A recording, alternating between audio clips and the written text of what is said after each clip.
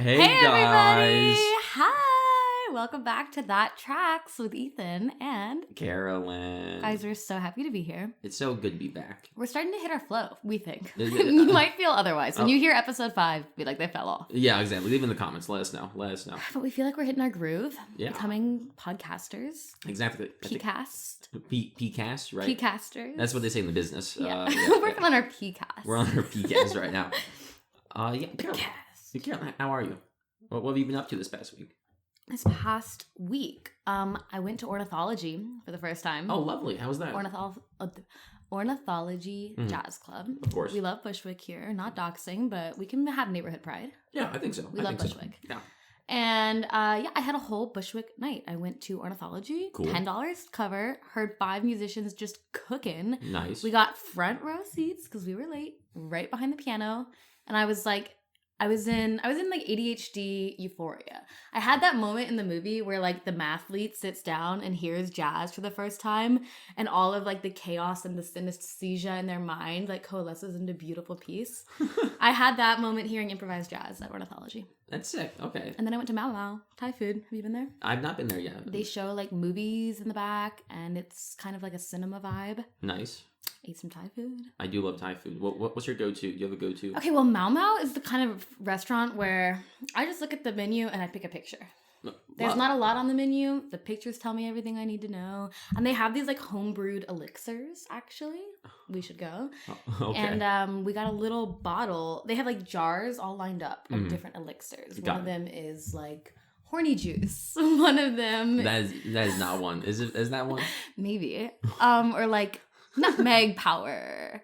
And there's one called the Girlfriend Experience. The Girlfriend, okay. And my lovely boyfriend was like, I think we need a bottle of Girlfriend Experience. Mm-hmm. And they brought it to the table in like a little, they like pour it from the jug into a little bottle, and they put a little pouring spout, and they bring it to your table, and had the Girlfriend Experience. And how was that? It tasted like if you could drink incense. In a good way or a bad way? Neutral. I see. Okay. Would you get it again? No. Okay, so a bad way. Eythen, how was your weekend? It was good. It was good. I last night I was supposed to go to a mic, but it got canceled, and I was like, well, I'll wait for this like 10 p.m. mic in the same area. I saw that this mic was canceled. Yeah, exactly. And I was like, okay, I have 3 hours to like waste. What am I gonna do? So I found a little pub, and I got a beer, and then I saw that bar trivia was starting. And let me tell you, I love trivia. I was going to go do it on my own. But then these 3 people were like, hey, do you want to join our group? Absolutely, I do. Absolutely, I do. And it was a lot of fun. Did they ask about the dictionary before joining their group? No, they didn't. You didn't even book it with the dictionary? I didn't even Just your charm alone? Just my charm alone. I was just that charismatic. I think it was the turtleneck, actually, that really helped me there. And I think I helped out on a few questions because they didn't know who Kim Possible was. Nice. They didn't know Arctic Monkeys. They didn't know Skilo, of course. You know, can't say I know the 3 of those either. But I know the name Kim Possible, but I've never seen it. But you know Skilo, right? No. Skilo had that one-hit wonder, I wish. You know, I wish I was a little bit taller. I wish I was a Yeah. Yeah, that's Skilo. You knew the artist by name? I did actually. Wow. There's another one. The like Winnie the Pooh Blood and Honey horror movie. Do you know that? That one? Even no. No one knows that. Well, it's pretty trashy. The short. Say it again. Winnie the Pooh Blood and Honey. Sounds dumb. I'm sorry. After Winnie the Pooh went into public domain, they made a horror movie about him, and a sequel too. That actually is a lot better from what I've heard. Yeah, all that to say, I was not that helpful in bar trivia. Actually, I was more like, yeah, that makes sense. That's awesome. Yeah, so that was fun. And then I went to... How'd your team place? Did you stay to the end? I did. I stayed for the last round, but I didn't see where we placed. Because in my heart, I knew we were winners. I think we got 4th, actually.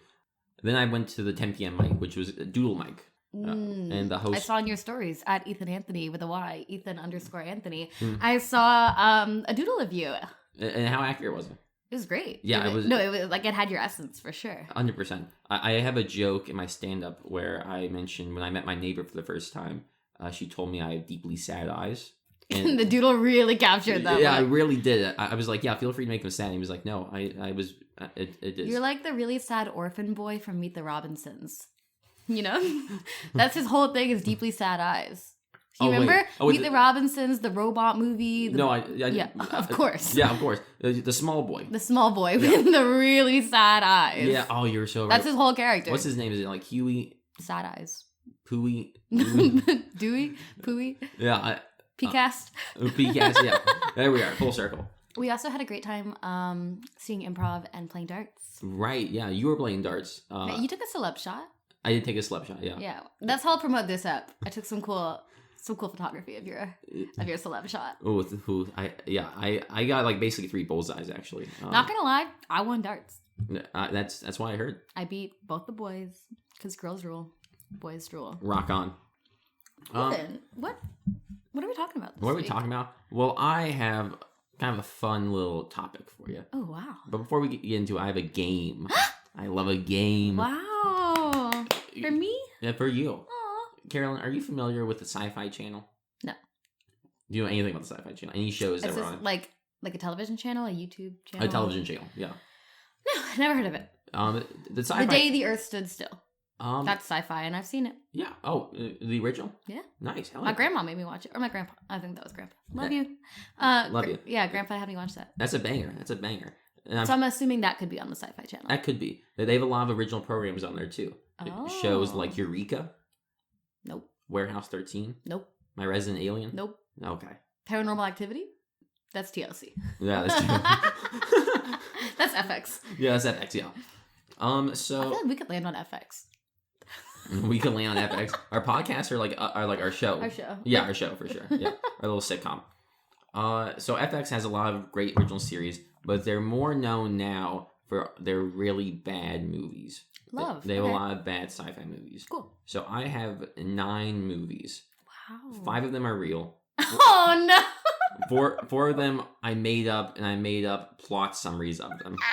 Carolyn, I'm gonna read the title and the plot summary. You have Okay. to tell me if this is a real sci-fi movie. Real or fake? I have 5 real.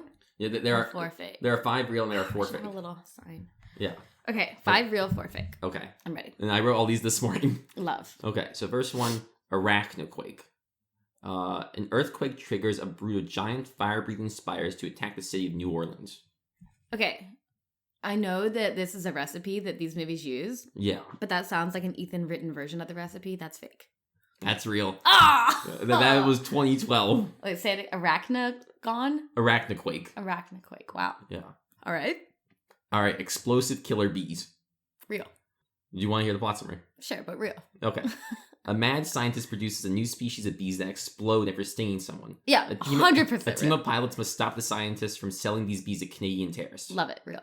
That's fake. I wrote that one this morning, and that I'm gonna work on because Because that's so funny. I think that's a fun one too. All right, mutant stampede. After years of dumping radioactive waste in South Africa, Okay. the savannah has turned into a mutant wasteland. When the Princess of Wales plane crashes, it is up to an elite team of mercenaries to find her before the 3 trunked elephants and ravenous lions do. I mean, that's so specific. Mm-hmm. Is the Princess of Wales intellectual property? Like, can you talk about her openly in the media? I mean, she's royalty, I guess, and also it changes. And like copyright for saying South Africa. Copyright for saying South Africa, yeah. I think that's fake. That is fake. Yay! Yeah, okay, that's a fake one. It was too specific. I felt And copyright claims. exactly. You can't say South Africa. Okay, Chupacabra versus the Alamo. That's real.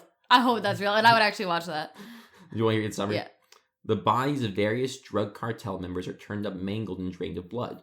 Tough DEA agent Carlos Sanguine discovers that the grisly murders are being committed by a pack of chupacabras. So real. He must make a desperate last stand against the bloodthirsty beasts at the famous Fort the Alamo. 100% real. That is real. That came out in 2013. I would watch that. I'd watch that too. We should watch that. We should watch that. We'll live stream our reaction. Exactly. On 123 movies. Two-headed shark attack. Okay. Survivors escape to a deserted atoll after their boat is sunk by a mutated two-headed shark. Real.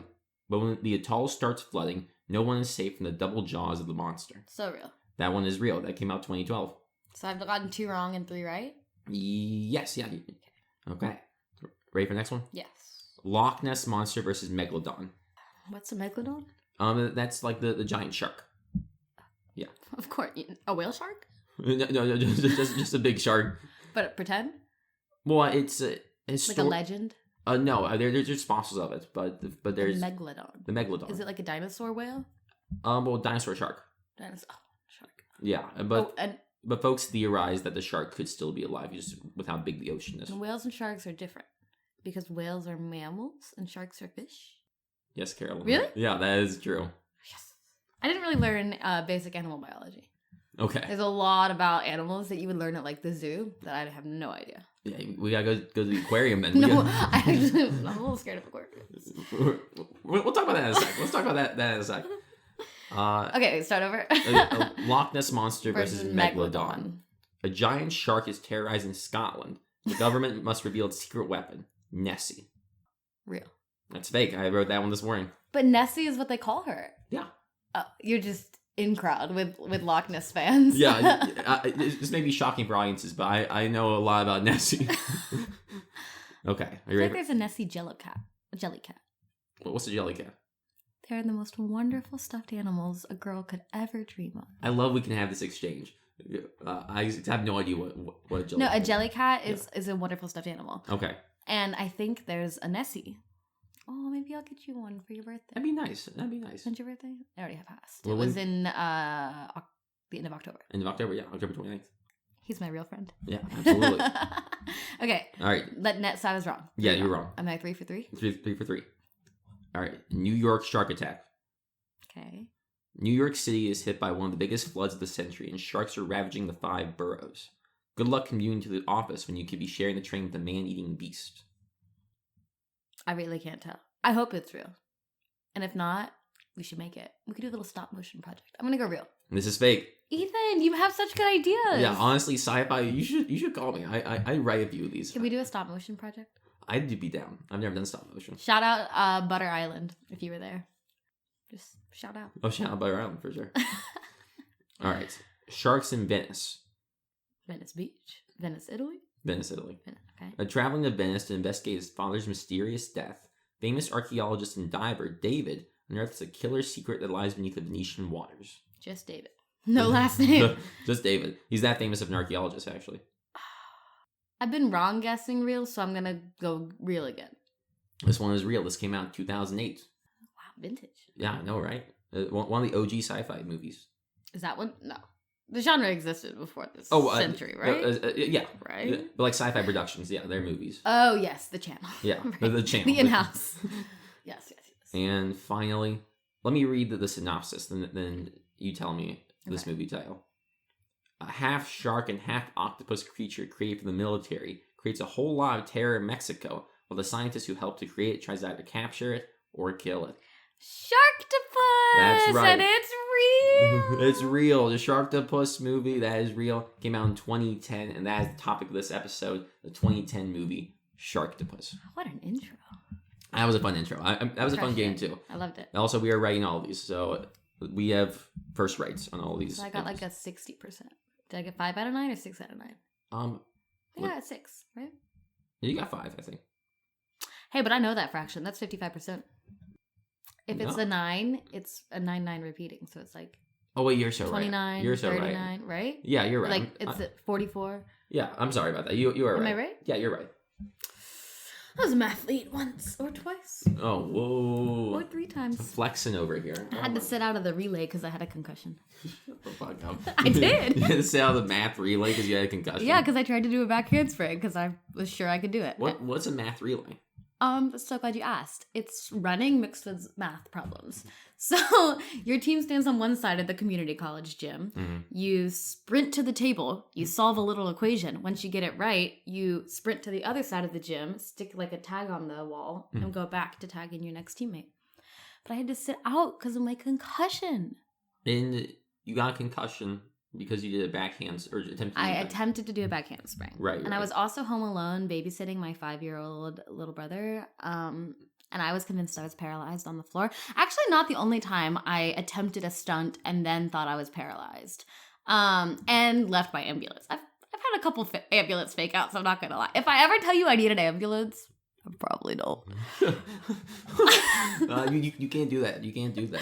Yeah, I thought I could do a back handspring and couldn't, and I threw my whole body weight backwards in my backyard. And you fucked over your relay team. I fucked over my relay team, yeah. And we didn't even win if I had been there. If you were there, a whole different story. Oh, and what year was this? 20... Or what grade in school? I was a freshman in high school. Gotcha. Oh, damn. Yeah. Damn. Yeah. Now, before we get into Sharktopus, Carolyn, you mentioned this, and I want to dig back into this. Oh, no. Aquariums. What's up with that? Tell me about your aquarium feelings. Well, we know I have a hard time with animals in general. Yeah. Alive ones, dead ones, stuffed ones, animated ones. Right. I've come further. I'm pretty good with pets now. Yeah. It took me a while, but I'm good with pets. I just don't get it. I like the fact that there's another sentient creature, but I don't really understand how sentient or like what does their internal monologue sound like. I don't know. Right. And does anyone really know? And it's not that I'm scared of them like attacking. I'm just overwhelmed with, honestly, my lack of knowledge that I get scared. I'm scared of what I don't know because I lack fundamental animal, like third grade education. Right. We were a little busy learning about other religions, other cultures, other cuisines. Yeah. Okay. Stream ecology. What was that last one? Stream ecology. Stream ecology. Yeah, instead of doing animals, it was like, these are microbacteria in the creek. How cool. Let's go back to making tamales. Okay, yeah. So I just don't. And then the Georgia Aquarium, shout out. I took a bat gardening gummy and I went to see the dolphin show. Oh, no. Now that part was awesome. The dolphin show was great. Mm. And then afterwards, we're like, let's look at the animals. And I looked at the beluga whales, which I think I've literally already referenced on the pod. And I was just terrified by the muscles covered in fat and skin and them just moving. And I got really scared. And my friend had to like talk like they were little dogs. Be like, oh, I wonder where my toy is. Let me go look. Now, see, that's so fascinating because you seem to not like when animals talk. Yes, but I needed someone to make sense of the chaos and the panic. Okay. And so a little dopey, like, I'm just looking at the tank. I wonder what's over there. Huh. That made me feel better than being like, look at my muscles and the blood flowing through them. And I wonder if it connects to organs and a heart. And I just don't understand, like, bodies, anatomy, biology. And when I think about it, it scares me. Okay. Like, blood is scary. Bodies are scary if you think about them too hard. Yeah. I really just let it all out there. No, you asked sure. a very good leading question. Yeah, I think it's interesting. Again, both of us have this like fear of unknown. I mean, like all fears are based in the unknown. Right. Yeah. Like, and both connected to water in different ways. Like the unknown of like what are animals? What are animals? What are they? What are animals? What are they thinking? What like? How do they work? How do they work? Yeah. I wish someone had studied that or like written a book. Well, we'll have to find that. But I mean, like octopi, I have a weird relationship to, just because they're known or they're thought to be like quite intelligent. Same with like dolphins. Right. And I'm like, oh, what does that mean about us? I mean, it's interesting. Just the idea of like, oh, we classify ourselves as being like top of the food chain in a lot of cases. How do we define intelligence? It's the ultimate question. How do we define intelligence? Right. Across species? And that's why, and I don't have a problem with them in like the water. I'm not scared of oceans. Nope, not flex. I'm not scared of oceans. I'm not afraid of aquariums, so. Nice. Thank you. I just don't like seeing them up close. I'd rather them be like powerful creatures that I wave to from afar. But like seeing them in the tank, I'm like, I can see so much of you. Like, right. You're prettier from a distance. And also, I get so sad and scared that they're in tanks. But and that's like fair. The PETA inside me. Free Willy really, yeah, really fucked me up. Anyway, where were we going? Sharktopus. Sharktopus, and that's kind of... I'm scared about aquariums. And that's kind of connected to Sharktopus in a way, because Sharktopus is meant to be... Well, maybe he should not be free. It's hard to say. He ends up being free. Well, I'm getting too much into this. Start me back at the beginning. Yes, so Sharktopus came out in 2010, and it, as I said, is about the government making a secret weapon that is a half shark, half octopus. Now, in case... Have you seen any pictures of Sharktopus? No. Okay. None. So I'm guessing it's shark head 8 legs. Yeah. As Imagine, opposed to octopus head, shark fin. right? But I guess you'd get the octopus brain. Which, yeah, but what else are you gonna do? You're just Right. gonna shimmy, I guess. But yeah, another cool thing about Sharktopus is that its tentacles they're also like knives, I guess. Oh, Which very sharp. Yeah, Blades. they're very sharp. Which I was like, I don't think we needed that. I feel like they could have just been tentacles and been fine. But beside the point, the government makes this weapon. It escapes, and it's up to a team to try to like capture it. And there's so many different stuff. I have a lot of thoughts about Sharktopus because I love B movies. I love B movies. The B movie? No, like the subgenre. What's a B movie? B The movie. B movie. B movies are often low budget, schlocky movies. Schlocky. Like trashy. Yeah. They're trashy movies. They were quite popular throughout the 50s, 60s, 70s, and it's had different like shifts in relation to like the horror genre, the science fiction genre, fantasy. Do you self-identify as a B movie? Or are you labeled as a B movie? That's a great question. It could be either. Most times, the best B movies are ones where the filmmakers are earnest about making the movie, and they don't have the budget for it. And then when it comes out, it's like, oh, this is like a B movie. Like it's like there's an attempt at something. And Can you name some B movies? Yeah, let me think of good B movies. Man, am I blanking on? Is it just any movie that's like kind of bad? That doesn't have to be the case because like it could have like a big budget and then still be bad. So I think it ultimately a B movie is when there's a low budget and it's like not great. Is Evil Dead 2 a B movie? You could, but it's... you could say you could say it's schlocky. You could say it's schlocky, but I'm thinking of like could be considered a B movie, but there are ones that are like more B movie. If that makes sense. Can you name one that I would know? No. I've never heard of a single B movie. I do not think so. I think I've seen a B movie. Okay, tell me. It's called There's Magic at the Cradle. It is a short fantasy piece created by an outdoor center in Western North Carolina about the Cradle of the Rock is this location. Yeah. And it's a magical tale about like fairies and the magic that is in the air in this part of Western North Carolina. And it's like 30 minutes and you can only watch it at this one outdoor center. And the special effects are very, very, very, very bad. It's like green screen. There we go. And it's like she floats in on a bubble, and but it was made earnestly. Then yeah, okay, exactly. That is a great B movie example.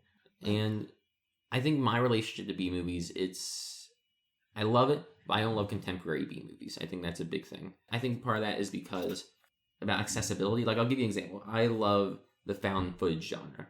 I love found footage because it's so accessible. Right. And I think found footage works the best because it blurs the line between what's real and what's fake. The genre got popular in the late 80s, early 90s because the camera became more accessible. And as the cameras have continued to become more accessible with our phones, for example, it's made cooler and more unique found footage. I love that. On the flip side, though, I don't like the accessibility of the B movie, I guess. Because I feel like in like the 70s and 80s and 90s, you could tell there was like time put into it, you know? Yeah. Like practical effects, explosions, all this. Like I just love practical effects. And that even with like a bad script or not great acting, there's still like something there. They're like, oh, there's a passion here.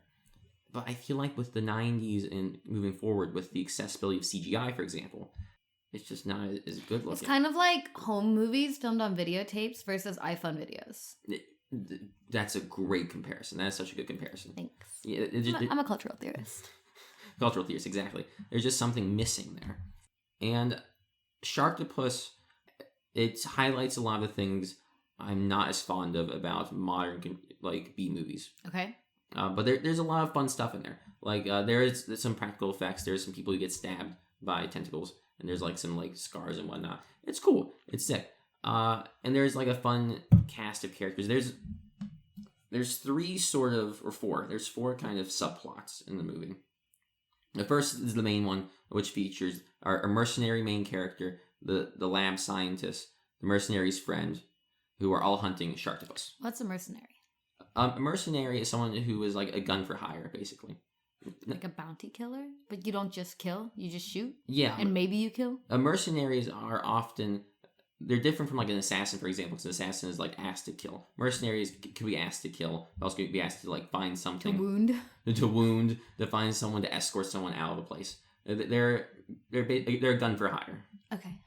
So that's one subplot. They're on the hunt for a Sharktopus, and their goal. A Sharktopus? There's the only Sharktopus. The Sharktopus, yeah. Because it escaped, and they're trying to get it before like it kills more people. The second subplot is there is a camera woman and their cameraman. Love story? No, not a love story. I'll tell you that. Cameraman, they are looking to do a news report on the Sharktopus because they've heard about the killings and they want to film it, make a lot of money. And they're working with a fisherman named Pez. I remember that name in particular, Pez. Like the Pez dispenser. Like the Pez dispenser. Shout out, sponsor. I think he made a really bad joke about it. About something about like oral sex. I have no idea. There's some connection there. I don't remember that. I just remember his name's Pez. And they're on the hunt to get footage of the Sharktopus. The third one is that the head scientist of the Sharktopus team, who is the father of the girl scientist in the mercenary team, he wants the Sharktopus so then he can sell it to the military. Okay. So he's like, I want this Sharktopus alive so we can make money because this is my project. It's commentary on the military-industrial complex. Yeah. It kind of is, yeah. And then he's quite drunk throughout the movie. That's a big... He's like, give me a glass of scotch. He says that like 4 times, actually. The fourth one... Oh, there's more. There's one more. It's about a radio personality named Captain Jack. And he's not a captain. He's not a captain.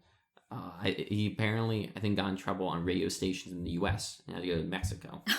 He sort of gives us updates about the Sharktopus. He's like, here's what the Sharktopus is. Here's this update. But he's like, this is dumb. This isn't real. There's no such thing. And guess what happens to him? Got by the Sharktopus. Exactly. So those are our 4 subplots. And they sort of like interweave. The Captain Jack one is like very loose. He sort of just pops in as cameos for some reason. Like, hey guys, I'm Captain Jack. And there's a cool song in there that they played from the radio station. An original? I think original, yeah. They're going for the Oscar nom? I think so, yeah. It was like Helican Dried. It's really bad, actually. It's really bad. I think the other thing with this movie is that it's very clear that all the extras are just real people. Yeah. Nice. Yeah. No one signed a waiver or a release. No one signed a waiver. It's like all like PG-13, just beach stuff. I'm like, oh, these are women in bikinis. Yeah, I'm like... I hope some of these guys are extras. Oh my god. Yeah. They could be putting it on their IMDb and not even know. Exactly. It was like, I was Bikini Girl 6 in Sharktopus. That's so funny. Yeah, it's something. The other weird thing about Sharktopus is that the science doesn't make sense. Okay. Yeah, the science of Sharktopus... surprised? Well, I'm upset because the science of Sharktopus does not make sense. There are so many scenes where the CGI of the shark is like, it's really close to the shore. This is a big shark. And what is it doing this close to the shore? You could see the shark at this point. Yeah. Yeah, it doesn't make sense. If it was farther out, maybe I'd be like, okay, I believe this. I think there's some logic here. But I don't buy it. I don't buy it. Because sharks have gills. Sharks have gills. They need to be underwater. Because they're not a mammal. And the mammals, again, are the whales and the dolphins? The whales and dolphins, yeah. Wait, oh my god, wait, I forgot. You just reminded me of something. There's an evil seal assistant? No, Sharktopus does climb out of the water. Oh. Which does not also make sense. With the 8 legs. With the 8 legs, yeah. He's like climbing up and about on the rocks. Or like King Kongy? Kind of King Kongy, yeah. Oh man, that is a hoot. Speaking of, I have a little water-themed trinket for you. Oh, thank you. What is it? Oh, it's not for you. It stays here. Oh, okay, never mind. Okay, what is it? This is my favorite water animal. And sometimes in history, I have claimed it as my favorite animal, period. Oh, yo. It's a little dolphin eraser. Show the camera. How'd you know it was an eraser so fast? Because I've ate one of these before. No, I'm kidding. And then you had to search your stool to make sure it came out. Yeah. And, that brings me to my favorite book. Your favorite book? The Music of Dolphins. The Music of Dolphins. This is my favorite book from childhood, and I brought it with me when I moved to New York, because it really is my favorite book. It's kind of in the world of everything you were talking about, honestly. Written by Karen Hess. A girl lives with dolphins. She was raised with dolphins. Who knows why she was neglected as a baby. Okay. But she grew up with the dolphins. And she gets captured by, the Coast Guard, because they see this human being in the water. And when she starts being captured... Wow, this font is massive. Her font is huge, right? Because she's been in the water. She's just remembering English. Oh, I see. And as the book goes on, and she becomes more... forced into the world, her font gets smaller. It's my first interaction with playful typography. Yeah. And they take her and they try to make her like human, and they try to make her like wear clothes and eat food, and she goes on a hunger strike, and she's like, no, you can't make me eat, put me back in the ocean. And they're like, Queen, you're a 10-year-old human, we can't put you back in the ocean. Yeah. And she's like, okay, but that's where I live. And it's my favorite book, and I thought it went with today's theme. It does. That's fascinating. It's a really good book. You could probably read it in about 30 minutes Nice. if you wanted to read it. Lock in on that. Also, can you do a dolphin sound? Okay, damn, you got that locked down. Do the first one again. Yeah, that's good. That's nice. That's gonna be. That's my echolocation sound. Yo, okay, that's good. So, Carolyn. Yeah. Would you watch Sharktopus? Oh, yeah. Okay, nice. Let me try that again. Yeah. Yeah, totally. I'm way more into that than Nosferatu. Oh, and I'll take that. I think that's fair. And this isn't scary because it's camp, right? It's camp, exactly. It's like Evil Dead 2 is not scary. It's camp. It's camp, yeah. And that's all I needed to hear. Because Sharktopus is something for the whole family. Because it is PG-13. So the whole family. Yeah, the whole family. Yeah, there's no nudity in this movie. Man, Carolyn. Man, Eythen. I did not have breakfast this morning. Oh. Or I usually don't. I usually don't have breakfast. You had a yerba mate. I have a yerba mate. And some water. But I could use a snack. And you know what time it is? It's cheese time. It's cheese time. I have a vision for the cheese song. Yeah? I want to get like a punk band on there. Cool. And I want to do something like this. Bum bum bum bum bum bum bum bum bum bum cheese dun dun dun dun dun dun dun dun dun dun dun cheese dun dun dun dun dun dun dun dun dun dun cheese bum bum bum bum bum bum bum bum bum bum bum cheese. That's what I'm hoping for. I think we should just throw some effects over that and we're good to go. Yeah, exactly. This is the segment in our episode where I bring a cheese for Carolyn from the cheese shop that I work at that I will not say because I don't want all our fans to go there. Traveling to New York just to come to your cheese shop. Yeah, we don't want that. Kind of cool. It'd be kind of sick. Yeah, I flew to New York to come see you because I'm such a fan of the pod. I'm like, is that stalking or is that just devoted fans? See, I think this early on, I'll take it as devoted fans. But I think in like 3 years, if it happens, I'm going to say stalking. We're going to do the pod for 3 years. I don't know. I'd be open to it. Yeah. Guys. I feel like you just asked me to marry you. I'm thinking big picture. I feel like me and Noah are in a fight to see whose comedy duo with you takes off first. That's so interesting. You guys are at the sketch mic, then you come pod with me. Yeah. Then you're in Google Drive with him. All this to say, I'm going to be killing it either way. I'm going to be killing Mike with comedy. But cheese time. So last episode, I brought a nice cheese, a cheese that we both really liked. In this episode, I brought something that I'm not sure how it'll go.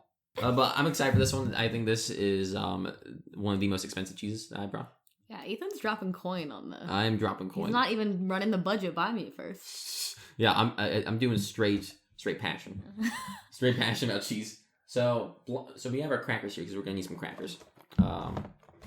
Leave that here. Love a Ritz cracker. Love a Ritz cracker. But the cheese of today is going to be a blue cheese. And this is the Rogue River. Now, I'm just going to read it for you. Because I think that we get the most from that. Limited edition. Seasonal Rogue River Blue. A cheese named World Champion at the 2019-20 World Cheese Awards. 2019? It's the champion? The best cheese of 2019 in the world? Yeah. Aged 9 to 11 months and hand-wrapped in organic biodynamic Sierra grape leaves that have soaked in pear spirits. Wait, this sounds kind of good. It does. And let me tell you, this is $59.99 a pound. So this little piece right here, this is $15. Wow. Yeah. And I've seen this on our shelves for ages, and I'm like, I want to try this so bad. Do people buy this ever? It sells not as quickly. It doesn't sell as quickly, but the folks who like blue cheeses, they go for this one a lot. It's a hard one to pitch. I feel like we should stuff it in an olive and make a martini. We should do that. We should do that. But for now, let's try it. I want to open it on camera so we can get that first smell reaction. Also, so I can take it out of the room because it'll probably stink. He's like, it's gonna stink at the studio. It'll stink at the studio. That is the Rogue River. She's slimy already. Why is she sweating? Because she's been out of the fridge? Most likely that. Is it okay to eat? Oh, 100%. Yeah. This is the 2019-2020 World Champion You're cheese. Right. You're right. You're right. Carolyn, are you a blue cheese fan? No. I'm not appalled by it, but I don't like seek it out.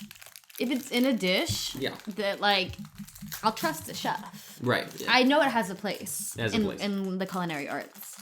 I'm not gonna like get blue cheese dressing, or I'm not gonna like snack on it. Right. I think that's fair. I think that's. But yeah, I'm not against the flavor. Blue cheese is quite like a controversial. You either love it or hate it. And I've grown to like blue cheese more. I think the more I've done cheese work, the more I've appreciated blue cheese. The more I've done cheese work. Yeah, exactly. Yeah, you know, in my line of business. And yeah, man, this one I'm so excited about. It hasn't filled the room with the scent as much as I thought it would. Yeah, it's more tame than I thought. I was really worried it was gonna stink up the place. Shall we put on a cracker? Let's get on a cracker. I'm pumped. Wow. Is there any rule to how I cut it? No. Go ham. It actually looks kind of beautiful. Right. 2019. The marbling. 2020 World Champion. All right. Sniff. Oh, there she is. There's blue. The pear, look. I get, it's really subtle, I think. There is some pear in there. Let's dive in. Yeah. Cheers.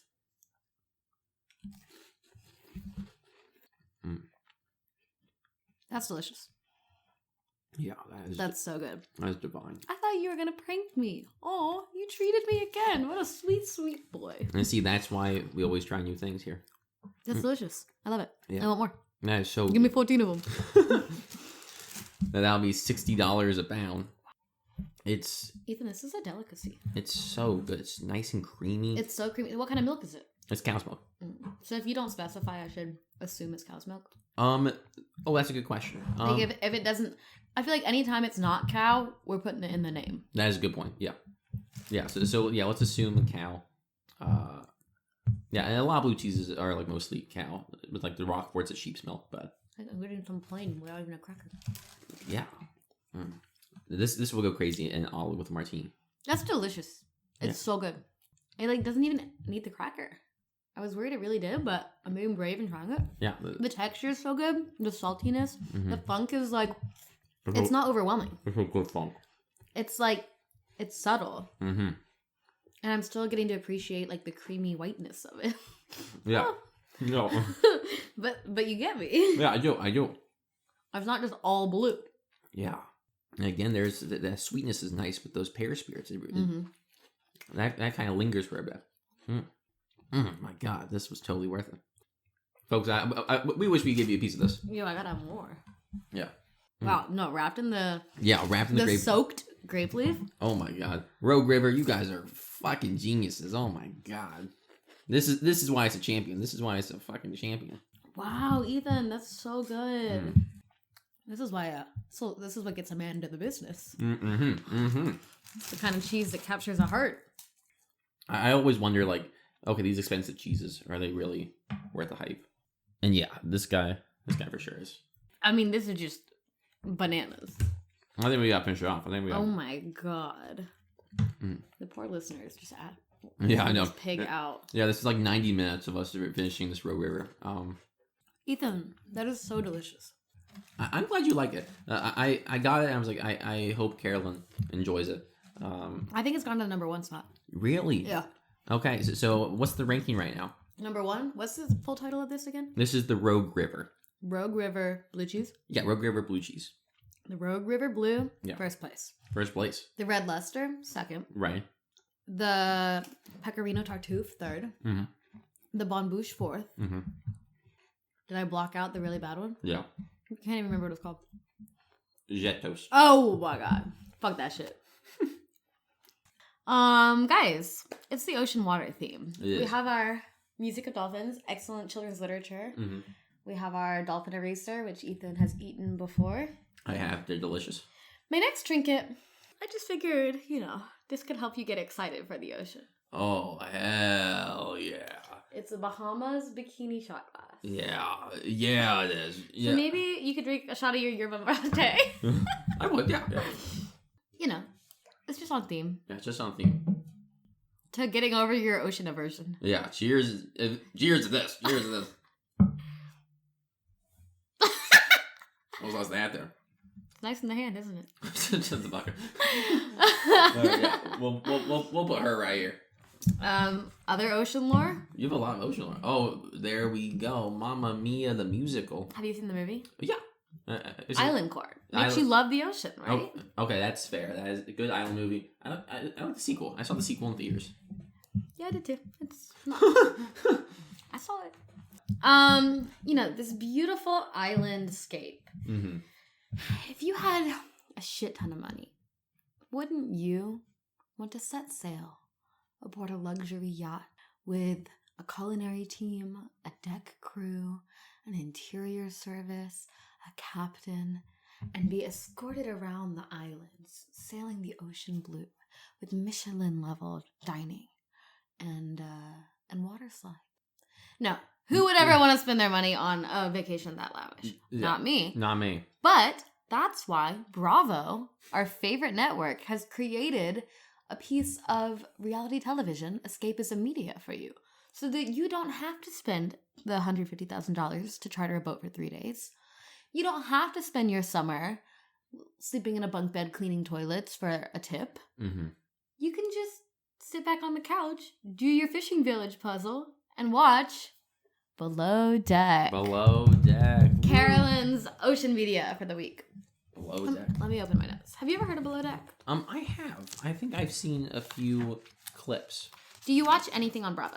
Mm-hmm. What's your Bravo education level? I know, what's the guy's name? Mm-hmm. You know the guy who's friends with Anderson Cooper. Andy Cohen. That's the guy. He's the face of Bravo. Yeah, that's the only guy I know. Real Housewives. I've heard of it. Vanderpump Rules. I've heard of it. Summer House. Sophie told me about that one. Below Deck.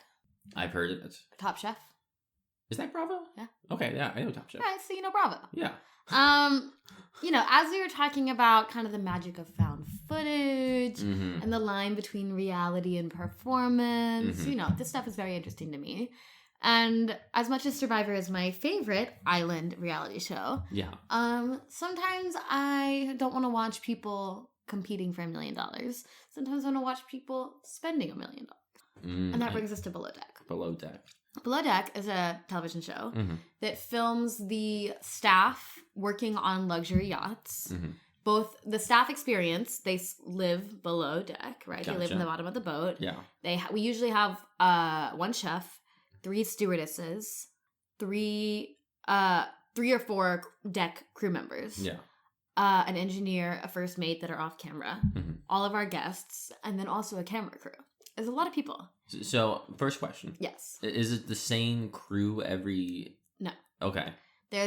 So they have made 5 different franchises now in the see. Below Deck. I personally like Below Deck Mid with Captain Sandy. These people come from all over the world. My favorite accents are the New Zealanders because they always say dick instead of deck. Like, where are the dick hands? Below Deck Mid. I'm back on the mid where it started. That started was wrong. Then there's the South Africans. There's the Australians, the New Zealanders, the Kiwis, the Americans, boo, and the Brits. And that's usually. And then every now and then there's like an Italian or a French, but a Frenchman. Okay. A French. Mild booze. My favorite are the New Zealanders. But yeah, so all these people are young, hot people who are going to kind of cause chaos on television, but they also are highly trained and experienced working on a boat. Yeah. And what I like about this show is that we see people working their ass off at a job that sucks more than your job, which always feels good. It's like they are sleeping 6 hours and they are working in cramped quarters and they're trying to make millionaires happy, which is never fun. Right. And they're doing it all for a tip. Yada, yada, yada, yada, yada. And then they go below their money and get wasted to more alcohol than you could ever imagine people consuming in one night. That's part of the episode. Yeah. So it's like they have the charter. Yeah. And it's them like catering to these rich people, trying to like dock the boat in a storm and trying to make the risotto, but the chef is kind of incompetent. Or the third stewardess is so bad at laundry and she washed the dry clean only dress of the millionaire. And then it's like, and we want a white party or we want a pirate party or whatever. And so they're catering to make this like magical fantasy bender for these millionaires. Yeah. And then as soon as they get their tip meeting, their envelope of cash, their like $2,000 tip, then they go to like a club in Majorca and get shit-faced and are like making out with each other and getting in fights and breaking up with their boyfriends or cheating on their boyfriends. And then they get back to the boat at like 4 a.m. and then they have to wake up at 8 a.m. to like start the next charter. And you can watch it all. Wow. Right? So a lot of reality TV only shows like people at work. And, well, that's not true. But what I love about this show is that we watch them work really hard, like objectively work their ass off. Yeah. In crazy conditions, very little time off. And then it's the extremism that I'm not allowed to have in my life. You know? It's the work hard, play hard to the nth degree. Yeah. And it's like beautiful cinematography of places that look like this. And I love it. Huh. It's interesting. It's interesting. So the main appeal is the money to work on this. Right? That makes sense. You work like 8 weeks. You fit in like 10 charters. So you have a crazy turnaround. Yeah. You get paid some sort of salary. And then people on the last day hand over like a fat wad of cash in an envelope to the captain to say thank you. And usually it's like 20 grand of a tip that gets split up. So usually you're getting like between 1,500 and 2,200 cash tip for every charter. And how long is a charter? Like 3 or 4 days. Okay. And it costs about like $150,000 to charter the boat. And yeah.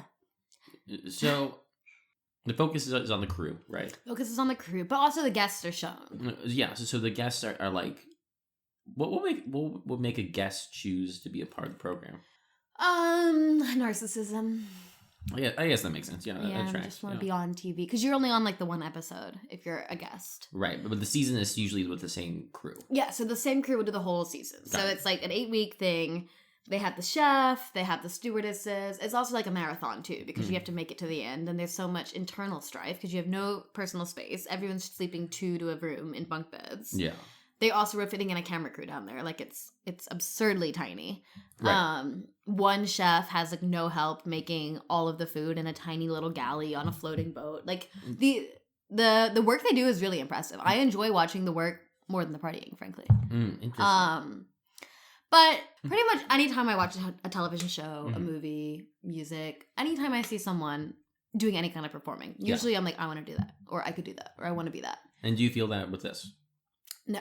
Yeah. Okay. Not at all. And not only does it not sound fun, but I would be just bad at this type of work environment for a couple reasons. First of all is that you have to, everyone like sleep schedules are totally all over each other. Like people have to stay up and watch The Anchor, or you need to stay up till 3 a.m. to clean up from the billionaires who were partying till 1:30 a.m. and just threw up in the jacuzzi. And so like you and your roommate, like you'll sleep from like 3 a.m. to 6 a.m. and your roommate will sleep from 2 p.m. to 4 p.m. And you have to be able to get up when your alarm goes off. I see, yeah. Which I could never do. That's the, like, so much of it I buy into. I'm like, yes, they're working this. Like, I believe the whole fantasy of the reality TV. When they show the alarm go off and they sit up in bed, I'm like, no way. You're hungover. You chain smoked cigarettes last night. You've slept 3 hours in like the past 2 days, and you're gonna get up the first time the ding ding goes off? No, that's one reason why I can't do it. I think I'm like that. You think you get up? You rise in bed? I feel sometimes. I think I've definitely been really hungover. I'm like 2 hours. Oh no, I do remember one time. I went to bed at like 5 a.m. and I'd be up for a shoot at 7 a.m. and I was very hungover. 2 hours of sleep. And you just popped right up? I popped right up, yeah. I don't understand. But yeah, no, I do recall hearing. We've talked about this. Hearing your alarm. The other big reason why I wouldn't be able to survive in this industry, because I watch it and part of it's like, that's a fun adventure. Like it's I mean, it's even prettier than this. It kind of looks like Mamma Mia. Kind of looks like Music with Dolphins. Like it's beautiful. Right. And you make a ton of money and you're having fun. But the problem with me being on Below Deck is that I would not be able to abstain from joining in on the party. Yeah, I think that's fair. I think that makes sense. Like everyone's getting a round of shots. but go scrub the toilet. Like, what? I'll be like, I'll scrub the toilet later. Let me get in on this. Yeah, I'll do both. Yeah. Or like, everyone's getting in the jacuzzi. Give me a 20-minute break. Let me slip on my bikini, make merry. Then I'll go clean the dishes. Right. And that's not allowed. That's like a fireable offense. Man, this is my question. Anytime you talk about reality TV, Yeah. has anyone died?